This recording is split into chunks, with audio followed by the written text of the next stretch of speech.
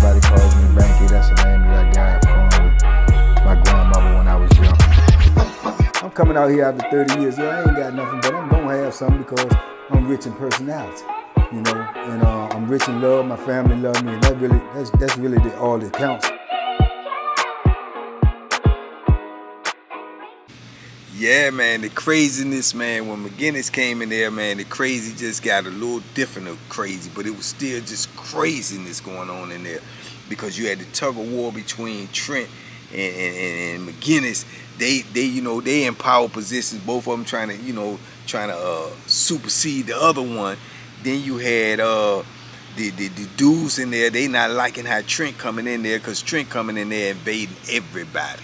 And when I tell you everybody, I mean everybody. He coming in there with the intent to clean up the building. That's what they sent him in there for. That was his agenda, you know. So Trent, man, McGinnis, man, man, this dude right here, I don't even know how to explain this dude, man. I'm telling you, I did a video on him before. Y'all go back and watch the video. But yeah, man, you know, the shift starts at 6 o'clock, I believe. Man, they want nothing to be in your cell in 7 building.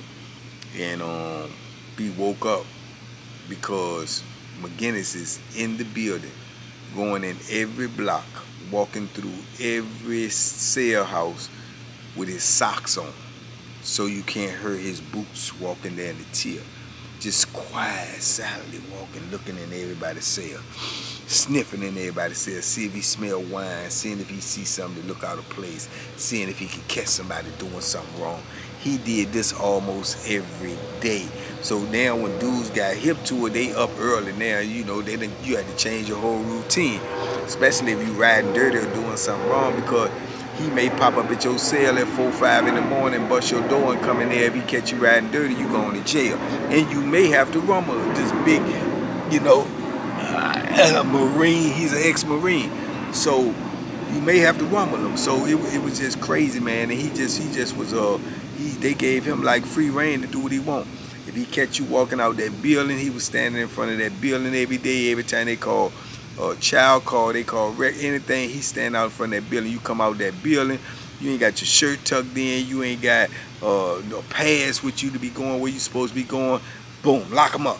He taking you straight to jail. He just, you know, the building was starting to turn over and over and over because he was locking up so many people at such a fast rate, you know. So Trent, he in a rock and a hard place because he trying to be all right with all the convicts, because he feel like the convicts is gonna keep the building to a minimum. They not gonna let a whole lot of nonsense happen where somebody get killed or something like that. That's all he really worried about. You know what I'm saying? So he feel like dudes would keep that type of beef type of stuff to a minimum. You know what I'm saying? And keep dudes from trying to really assault a female that's in that building, because, you know, an old timer ain't gonna go for that. Even if you had these young dudes in there and they might get in their mind, then they was touching them women. I ain't gonna tell you no lie. They was feeling them on the butt. They was grabbing them up on the breast. But they won't, you know, which is all wrong, but they won't gonna go as far as to, I don't think, or if they was gonna try to go as far as to try to rape one of the women or do something like that. You know, old timers was going to intervene in that because they didn't want that type of heat coming to them. They didn't want that type of heat coming down on the building. Like, nah. And that was always frowned upon anyway. You see what I'm saying? But you cannot tell another man what to do. They're going to do what they want to do. You can't tell another man what to do. But in penitentiary, when you start talking about, you know, trying to rape a CO or sexually assault a CO or something like that, then dudes gonna, you know, that rule goes out the door. Dudes gonna supersede that. They're like, man, you can't be doing it, man. That's what you locked up for? That's what, nah, you know what I'm saying? So yeah, so he knew that, and that's why he put old timers in position that had jobs, because he knew that they would be out and about, and if something like that was to transpire, he felt like an old timer would intervene in that, you know. So that was his philosophy, and for the most part, he was right. You know, I can't think of an old timer would sit back and just let a dude, you know, just sexually assault a woman as far as to that degree and don't say, hey man, what you doing? You know what I'm saying? So yeah, it was crazy though, man. But the building was off the chain. McGinnis was running wild. He's screaming on COs as hard as he's screaming on inmates. Dudes don't like him. Dudes is plotting on him. Dudes want to kill him. You know, they want to get him out the building. They done wrote him up 1,000 times. He done said, man, I ain't leaving out the building. They saying he acting unprofessional. He putting his hands on people. He fighting, and then them people getting assault charges. He not getting reprimanded. All of this was going on at the same time, and he was getting away with it because they didn't care. The paperwork was falling on deaf ears. They know what he was doing, and they was giving him the right to do it. And that's why he did it, you know what I'm saying, like he didn't have a care in the world. You know, he come up in there in a minute and boom, knock his big old state trooper head off and holler, it's lockup time. Don't y'all supposed to be in the building? Get in the building. Get in your cell. If you ain't in your cell in 2 minutes, you're going to jail. And he meant that. If you did not make it to your cell within 2 minutes, he tell that person in that booth to close them doors. When them doors close, if you got caught on the outside of that door, you might as well go ahead on, put your hands behind your back because you're going to jail. You know, by force or by choice, you're going to jail. You understand? So that's how he was carrying it, man. But like I say, for the most part, man, you know, dudes was still for that period of time, still doing what they wanted to do.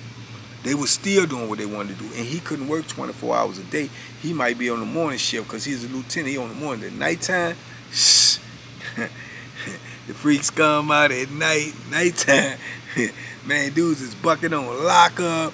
Man, they busted doors open for the side door. Dudes was bum rushing out the joint, running down to the gym, going in the gym trying to play basketball. I'm talking about going out, 10, 11 dudes at a time, going out because a CO coming in and they see the door open and they bum rush the door and go out and go down to the gym and try to play basketball, man. That's unheard of anywhere, man. Man, you gonna get an escape charge, you gonna get locked up, you gonna get shipped off the compound, you gonna get a street charge and everything. Not in 7 Billy.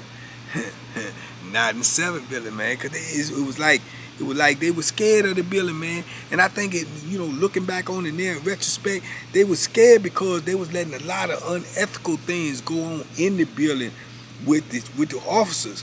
So all of the things that the dudes was doing, I guess they felt like if it all came to light, everybody was gonna look like they was wrong. So they was allowing a lot of things to happen in that building that would not normally happen anywhere else in the penitentiary.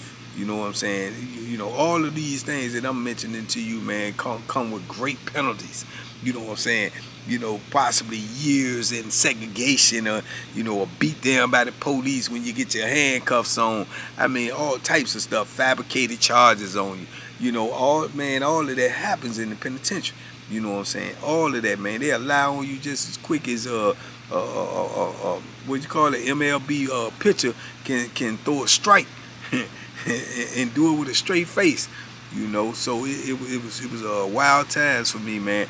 And like I said, I was young, so I'm learning as I go, man. I'm taking it all in, but at the same time, I'm caught up in the moment. So I'm living just as reckless as most of the dudes in there, if not all of them. So, cause I didn't understand. I thought this how it is. This is what the penitentiary is. This how we moving. So it was crazy, man. But I still tried to have. I always was able to somewhat, though, to a degree, man, when things got, you know, too wild and out of control, was able to compartmentalize, man, and realize that, you know, this stuff right here getting serious, this stuff getting out of hand, or this is how far I can go and this is how far I can't go. So, you know, I always had those parameters set in front of me, whereas to some dudes didn't. You know what I'm saying? I can remember, man, they used to call me all the time because I remember, and I'm young then too, but I had dudes in there that was my homies that was younger than me, and they ain't had absolutely, positively no cut card. You know, shout out to Stink, man. Stink out here in there, DC Stink, my homie.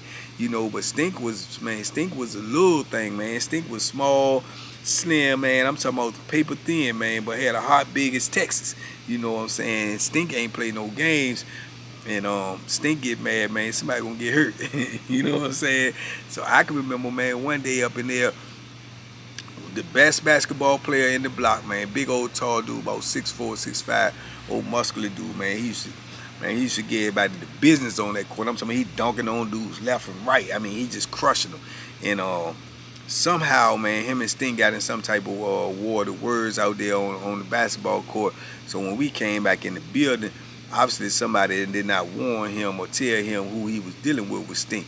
Maybe he looked at the visual and felt like, you know, this little skinny cat, man, running his mouth to me, you know. But yeah, somebody should have told him, man, because next thing you know, I'm down there talking to somebody. Dudes just start to move around. When you see that movement, everybody knows something going on. So you get on point, you look around, and dudes tell me, man, look at Stink up there, look at Stink. Stink up there chasing them with the Bethlehem about this long. What you say to me? You want to run your mouth to me? Come on, young. Come on, young. I got something for you, young. You know, and dude is running like, come on, put the knife down, put the knife down. Stink something, put it in you. Yeah, I'm gonna put it in you. So he running up the stairs, he going down, Stink chasing him down there. Ain't no way out there but over the rail. So he'll climb across the rail, wait till Stink get close enough to him, then he'll jump down the bottom. Then Stink will run back down the bottom, try to get him while he down the bottom. He's so tall, he'll jump up and grab the jump, pull himself up and get back up there before Stink can get down there. So Stink got him on the run, and they telling me, man, holla at your little homeboy, man, he gonna get the block locked down, man. Yeah, you know nothing but a basketball game, man. All that, man. Stink, man. When Stink go to that level, he trying to get you. He trying to see blood, you know what I'm saying?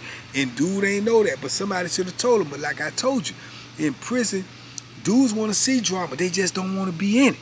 You know, some dudes might have wanted to see it. Some dudes wanted to see if Stink really gonna do it. Some dudes want to see it because they don't like dude because he dunking on everybody and they want to get rid of him. So you never know what people thinking in prison. You never know who praying on your demise. You see what I'm saying? But yeah, it was a crazy scene, man. I was end up, you know, me and a couple other homies, man. We end up talking Stink down, man, but Stink don't do no playing, man. And over the years, man, it was proven because he put that Bethlehem in quite a few of them, and he ended up doing 30, 31, 32 years, man. You know, 1 year less than me, you know. So shout out to him, man. He came out here, man. He was battling cancer. He beat that, you know, because he's a warrior, and he snapped back. He doing good. He working and he doing his thing, man. So I'm super proud of him. Because he didn't bring that attitude that he had to live in prison out here. He brought a work attitude out here. He done got married. He responsible and he doing what he's supposed to do. But up in that penitentiary, he was a savage. And he was not playing no games, you know. So I'm proud of him that he was able to make that transition because a lot of cats can't, man. They can't get that through their head. But yeah, so shout out to him. But yeah, things like that was normal in there though, man. Dudes was getting beat up on a regular, you know, running your mouth. You say something out of your mouth, disrespectful, somebody gonna call you in the cell. They gonna bust you up, or you gonna bust them up, or whoever get bust up. That's it. You can't go tell, you can't do none of that. If you go do any of that, your name is slanted, your name is mud. Soon as you hit the yard, somebody gonna crush you. So you got to take the whooping. So it won't no need to run your mouth, because if you ran your mouth, man, somebody was gonna put some work in with you. And then even if they didn't want to put no work in you, then people gonna egg them on or talk about them so much that they gonna make a move that they don't even want to make. Oh man, you let that dude talk to you like that, man. Dude talk to you like a sucker. You know, so the pressure is gonna always be there. So 7 billion was kind of like, you know what I'm saying,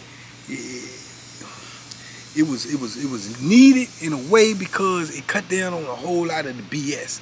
Because the flammery, because dudes know that, you know, unless you was about that life. If you trying to put some work in, then go ahead and then do all the foolishness you doing.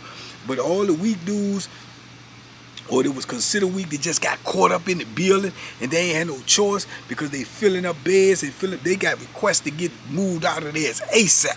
You know what I'm saying? But they in line. They gotta wait. They gotta wait till they get moved out. All of them dudes, man, they was getting extorted, man. They getting extorted. Dudes taking their commissary. Some dudes stopped going to commissary because they already knew somebody was gonna take it. You know what I'm saying? They just resort to eating state food because they know if they brought them bags back in there from commissary, they're going to have to break bread, man, because dudes want it. You know what I'm saying? They want it. Straight like that. I mean, you had dudes in there taking steak trays, man. You know what I'm saying? They taking steak trays, man, you know, with that doo-doo on it. They want that. You know what I'm saying? So Yeah, man, you had dudes check in 7 buildings, man. Not just police quitting, but you had inmates, they checking in. You had some of them check in because they only want to be around the drama, they don't want to be around the chaos. And you had others checking in because they were scared because they knew they was going to be victims of the drama and of the chaos. You see what I'm saying? So it was wild times, man. I can remember back on them days now, man, thinking about it. It was really different, man. It was really different. You know, me and Pito, we ended up having a job out there at nighttime, man. You know, I ended up getting a job, man. I ain't gonna say his name, but shout out to my homeboy, man. He was a captain, and he was from up my way, man, from my neighborhood, man. And he gave me a job, man. He fired a dude that gave me a job. He fired a dude that gave me dude a job. Then dude act like he had a problem with me. I almost had to give him the business. You know, that ain't my problem, bro. But yeah, he fired a dude and gave me a job. You know what I'm saying? He was like, man, yeah, man, I'm gonna give you a job, homeboy. Who you wanna work at? I said, man, I don't care, man. You know what I'm saying? So I'm gonna get you out there at nighttime, man. I'm on night shift. I'm gonna get you out there at night. Gave me a job, man. He said, first time this Bama mess up, he fired. You got his job. And that's what he did, you know what I'm saying? So, but he ended up giving dude another job on the day shift. But dude was salty about that because night shift was the best shift. You could be out all night. You come out at 11 at night until 5 in the morning. So it was a good job, man. And man, me and Pito was out there with that job, and this dude named Plack, man. And Plack was all the way in the way. But Pito, shout out to Pito, that's my dude, man. But Plack in the way. Yeah, Plack was all the way in the way, man. He was all the way in the way. All he wanted to do is come out there at night and just, you know, wait for a female to come in the booth and gun the female. And you know what I'm saying, just stay up in the shower all day. He's supposed to be cleaning the shower. He just get up there and just gun the females all night. And you know, they used to sit there and be just talking about him like a dog. I don't know what you keep doing it for. Ain't nobody looking at him. Ugly self. I don't know where he get up there and play with himself every night. You know, ain't nobody paying him no attention. Y'all better tell y'all co-worker to get up out that shop. You know, all this foolishness, man. And ain't nobody trying to be going to tell no man, look, man, you making it hot out here, man. Woo, woo. So I ain't even really deal with him like that, man. But later on down the line, he ended up having, I told this about this situation before, he ended up having an altercation with my little homeboy, another one of my little homeboys, Quest. Shout out to Quest. Quest was super little too. You know, Quest was one of them little dudes, man, probably about 5'8", man, probably ain't weigh no more than 125, 130 pounds soaking wet, man. But he, big heart, man. He had that DC heart, man. You know, they don't make him like that, man. He had that DC heart, man, and they got to beefing about something. And Plack was a bigger dude, an older dude, a bigger dude. He probably was one of the best runners on the compound, man. He can go out there and run that yard all day long from wreck to wreck with a good pace in there. He could have probably been a marathon runner. So he stayed in good shape. So they get to arguing about some type of foolishness, man. And you know, Quest ended up taking off on him or something. Plack snatched him up in the cell and did him dirty, man. You know, beat him up, manhandled him, was able to, you know, and get out on him, man. But you know, Quest took that joint like a champ, man. You know, he took it like a champ, took it on the chin. But you know, like I say, penitentiary, you ain't never safe, man. And you even less safe when you to put your hands on somebody and you let them stay around you. Especially if you put your hands on somebody who is a man, man. He's a man to his core. So you put yourself at risk, and man, he paid the price for it, man, because he almost died. Because weeks or months later, man, you know, Black Quest ended up stabbing him through this tray slot while he was on the other side of the cell. Black ended up stabbing, Quest ended up stabbing him in the heart, man, and he tried to play tough and act like he ain't want to go to the hospital. He ain't want the people to know he was stabbed. You know, I'm gonna get you when the door's open. Yeah, you a coward, you did it through the door. But in penitentiary, there ain't no rules in war. And then when you done already engaged in war, then you already know you at war. So you should never, ever be at risk. You know what I'm saying? Period. You know, it was your first mistake for putting your hands on him and leaving him in there. You know, so yeah, he tried to lay in there and try to patch his own wounds up, man. That man chest swole up like this, man. He almost died, man, from internal bleeding and had to get rushed off to the hospital. You know what I'm saying? But these type and Quest got away with that, you know, because just like Quest ain't tell, he ain't tell, because that's the way the game go. So, you know, this is life in there, man. This is life. This is the things that can happen to you. This is the positions that you could be in, because it ain't nothing in there, man, but cruelty, viciousness, and violence. And don't nobody care nothing about your life but you. Don't nobody care nothing about your problems but you. Don't nobody care nothing about if you innocent, guilty, what you going through, what's going on the street with you, how your family doing, if you had death in the family, if you sick, if you under the weather. Don't nobody care, man. Nobody. You know, and this is the life you live when you incarcerated. Nobody cares but you. You see what I'm saying? That's it. That's the reality of the situation. You know, and once you come to that realization, man, then you start to think different. So then you start to move different. But if you keep it in your mind that you got a sad story to tell, or something bad went on in your family on the street, or you like, man, and you think somebody gonna have some sympathy in there for you, man, you gonna be in a worse position than you could ever even possibly think of. Because nobody cares, man. They don't, man. It's sad truth, but nobody cares, man. You know, you can sit there and tell somebody, man, I done heard dudes tell people, man, yeah, man, my mom's sick, man, she, you know, she going in hospice and da-da-da-da, woo, and man, and he pouring his heart out or whatever, and then he leave, and I heard the same dude he was talking to about it might turn around and say, man, he come over here telling me all this. Now, I don't want to hear nothing about that, man. I don't care nothing about that. That ain't my mama. Man, you in the penitentiary. You should have stayed at home. Coming here trying to get on about her no sob stories, man. Don't bring me no bad news. You know, this is the dude he was just talking to. So, you know, like I say, you know, you have to learn these things and understand these things, man, while you doing time, man, that you on your own, you by yourself, you know, survival of the fittest. Only the strong will survive, man, because life in the penitentiary is unforgiving, man. It's unforgiving on every level. You know, and you have to survive, man, by any means necessary, and a lot of times that's going to involve violence. You know, so if you are allergic to violence, or you don't want to, yeah, prison is not for you. It's not for you, and it's not a game. I'm laughing because just the thought of someone going to prison or going to prison not expecting violence is just comical. You know what I'm saying? It's comical because that's just a part of it. You know what I'm saying? It's just they go together like peanut butter and jelly, man. You know, bacon and eggs, you know. So that's just what it is, man. And you have to get that in your psychology, and you got to get that in your brain, man, as soon as possible. Because I've seen dudes come in there that's humble, man, and they really, really want to be humble because that is their nature, you know. And I've seen them turn into animals, you know, because that is the penitentiary's nature. And they wanted to survive. They wanted to get back home to their family, you know. So this is what you had to do. But 7 billion was definitely in the mid 90s and early. It was a crash course in how to survive in prison because it was going down in there, man, on every level. And then you might have brawls. You know, you might have 3-4 dudes. You might have one dude get to beef with this other dude. So then he got 2 or 3 buddies, and they done popped off at the mouth. Now his buddies like, you ain't got nothing to do with it, or you ain't got nothing to do with it. And then next thing you know, you got 10, 12 dudes in there slinging the Bethlehem and throwing blows. Boom, boom, boom, boom, boom, boom.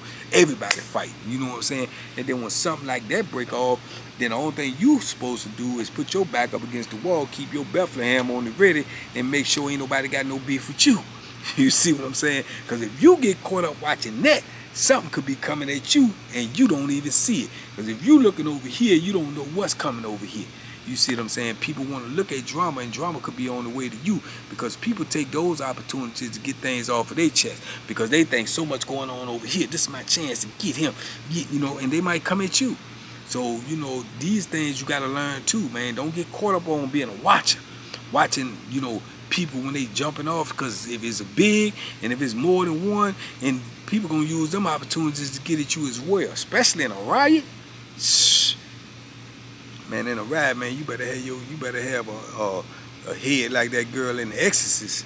That joint better go all the way around, and I mean all the way around, cause yeah, that's when dudes use their time then to do whatever they want to do, or to settle some old scores, or to let it be known, I ain't never like you anyway. You know what I'm saying? Those type of things be jumping off during the ride, man. But man, we was off the chain back then, man. Especially me and Pito, because me and Pito had that night job, man. We was doing so much, man, we was doing so much tomfoolery, you know, in there, man. It was unbelievable, man. I had a CO, man, that I knew. He was bringing me street food in there, man. So we used to go back up in the laundry room, man. We up there eating Burger King, Pizza Hut, all these type of foods every night, man. It was, man, that was crazy. Me and Pito might break out wrestling back there. We all on the floor, man. We wrestling at 3, 4 o'clock in the morning. The CO sitting in there watching us, laughing, tripping out, man. And the sergeant and lieutenant office used to be back there, so we used to get back there sometime, man. I can remember one night, man, we go in there and we snooping all around in the lieutenant's office because they done left the door unlocked. So we back there in the lieutenant office, and Pito done picked up the phone and start dialing places, and they got these numbers on the phone. When you dial, it's gonna call these booths, and this building, that building, but you can call anywhere. Man, Pito got to calling people, acting like he was the watch commander, and when a female answered the phone, he started talking crazy. Who was this? Oh yeah, this Lieutenant Winstead. You know who? Yeah. Well, what you doing? What you doing over there? You took your break yet? No, I ain't taking my break yet. Yeah. Well, look, you know I've been looking at you. You know I've been watching you, girl. When you gonna hook up with me on? Oh, come on. Yeah, man. I'm in this joint trying not to laugh. I'm scared to death. I'm nervous, bro. I'm like, man, these people gonna come running down on us, man. But they didn't. You know what I'm saying? They didn't. So that became one of our routines, man. I could only imagine what was happening in the parking lot, because he done set up meetings and acting like he this dude. I know the women probably done pulled up on that. You say you was going to meet me or what? Nah, what you talking? You know, because he done did it. Man, we used to get on, do that every now and then, go up in there when they leave that door open, man, and get on the phone, man, and make all these prank calls and do all this foolishness, man. All these things could have got us put up under segregation, up under the jail. But we, you know what I'm saying, we was young and thought we was, you know, just having fun of being untouchable. You know what I'm saying? But it was wild times, man. It was wild times, but it was a lot of bloodshed up in that joint too, man. A lot of dudes got hurt in 7 Building, man. A whole lot of dudes got viciously hurt, man. And the women, man, it whittled down, man. They probably had less than 3, 4 women that were working the building at all, man. Them young dudes was off the chain, man. You know, the testosterone was out of control. They done got locked up now. A lot of them green and new, first being like they realizing women is off the table. You ain't got, and they just going crazy. They used to, man, they might be upstairs. They heard a new woman that worked downstairs, because it came to a point where with nobody working there unless they was new and they was trainees and they just finished training, they got assigned there and they not knowing what they going into. But after they get in there for a while, they ready to either quit or tell the people to assign them somewhere else. But anytime they had a new woman in any booth, whether she was upstairs or down, man, you got dudes coming from whatever the opposite is. If the new woman upstairs, dudes from downstairs going upstairs. If she downstairs, dudes from upstairs coming downstairs. Man, they might come to the back of the booth, the back of the salad port, where you got to hit the button to come in. She gonna look through the camera or turn around and look and see if you supposed to be in there. If you don't, she not gonna open the door. Man, them dudes would come downstairs because they couldn't get to the woman. If she let them in, they go straight in and get in line to get in the shower just so they can gun them. If she didn't let them in, man, them dudes would turn around and take their skull caps and pull them way down over their face like this, or real low. Yeah, they'll hit the button and tell the bro, keep on, you can't come in, you don't sleep in here. They'll keep hitting it because they just wanted to turn around. As soon as she turn around and say, I told you can't, and they out there gunning. They gunning at the salad port, man. They in the salad port from upstairs gunning the woman, man, because like I told you, man, the building was off the chain, man. It was crazy. You had females that came in there and they ain't never worked in there before. They might have to bring legal mail or something over there, man. They come in there, dudes was grabbing all on them, cornering them, talking crazy to them, and they don't even know what's going on because they ain't even used to this. They used to having power and authority over dudes, but they seeing that it don't apply in 7 Building. So they leaving 7 Building and all, you know, flustered and crazy and going to the watchman. Hey, 7 Building, them dudes grabbing me. Hey.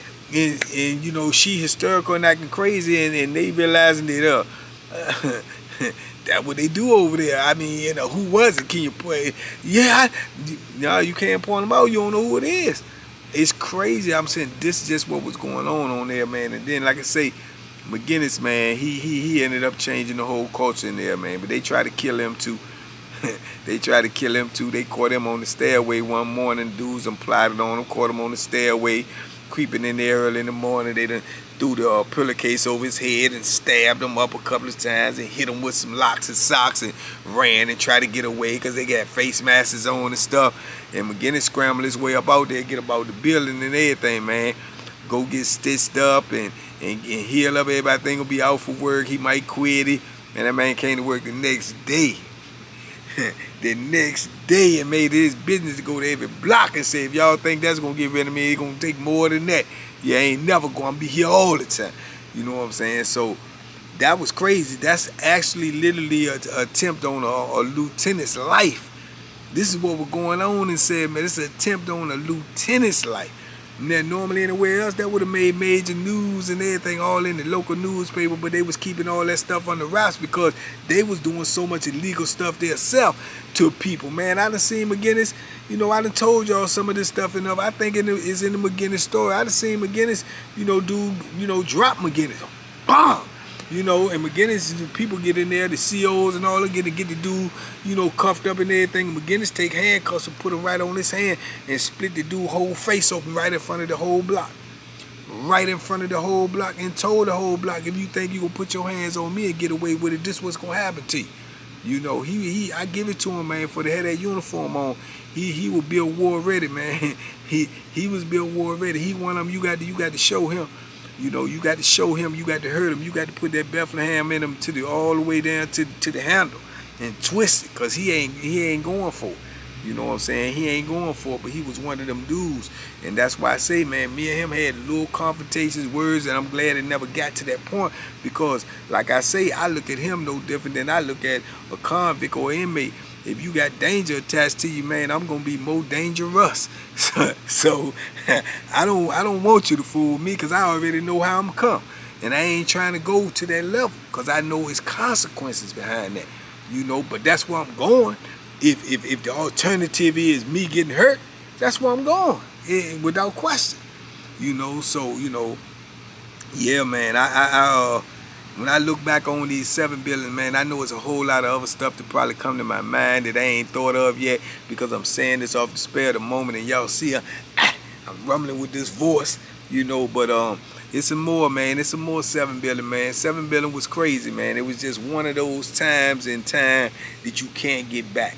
I never seen a 7 billion again. I never been in that type of atmosphere again where dudes was able to move around and do the things that they did, the way they did it, as much as they did it, without paying major penalties for it. I never seen it again, man. I never seen it again my whole bit.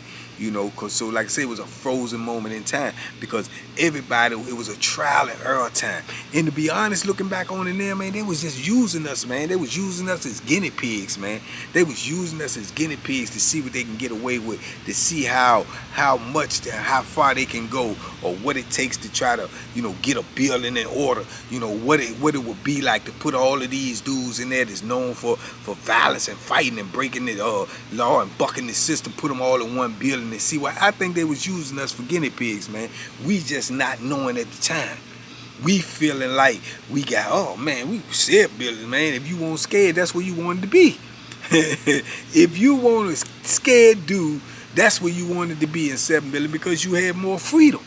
You know, even though you was taking your freedom, you had more. So it gave you some type of, you know what I'm saying, some type of sense of pride. Like, yeah, I'm going down here, you know, because if you built like that, you know, you ain't worried about it, because whatever come, you going to handle it anyway. You know what I'm saying? As opposed to being in these other buildings when they barking on your neck, locking you up because you frown at them, locking you up because you raise your voice at them. You ain't nobody got time for that. You getting charges after charges over there. So when the police talk to you, Greasy, you say, man, get out my face. He done went and told the people you threatened them, and now you in segregation for the next 6 months. So that won't happen in 7 billion. You know what I'm saying? Because they expected that. You know what I'm saying? And the police knew better than to tell you to shut up or something up in 7 billion. Because he might be laid over in the corner somewhere, you know, bleeding or something. So it was different. You know what I'm saying? But I think, man, like I say, they knew what they was doing. They definitely knew what they was doing. And I think it was a test, man. And we were the guinea pigs, man. So, you know, shout out to everybody that was in 7 billion, man, in the mid-90s, early 90s, man. Shout out to y'all, man. If you survived that madness, man, you know what I'm talking about. But anyway, man, I wanted to drop that on y'all, man, because a lot of people have been asking about 7 billion. I wanted to explain a little bit of it to you. I'm quite sure there's a lot more that I will remember or can remember. If y'all want to hear more, I would know from the comments. I would know from the views. So show your love, man, and if you want some more, talk to me. Y'all know I talk back and I let you know some more about 7 billion, man. In the meantime, in between time, man, y'all keep on rocking with me, man. I'm gonna keep on pushing this this movement forward, man. We're gonna try to reach more people, man. We're gonna try to teach more people, and we're gonna try to save more lives, man, because ultimately that's what it's all about. And like I said, man, there's a blessing in every lesson, and the lesson is, man, you know, the blessing is we don't we don't have to worry about 7 billion no more, because they dismantled that. But and also the blessing is, if you pay attention to these lessons, you will never ever have to be in a 7 billion, a 6 billion, a 8 billion, a 9 billion, a 1 billion, 2 billion, 4 or 5. You can be out here in the free world with the people who love you, people who care about you, and you can be living your life the way you're supposed to live your life, man, with your liberty and with your family, man. So y'all keep that in mind, man, and stay up, be positive, you know, help somebody if you can help them, man. George Mason all up on me now. So y'all stay safe out there, man. Be safe, be smart, make good decisions, man, and duck them hooks, man. Boom, boom, boom, boom, boom, boom, boom. They out there. Come on up here, George, see if they can see ya. Yeah! Tell them to duck them hooks, George. They out there. Salute.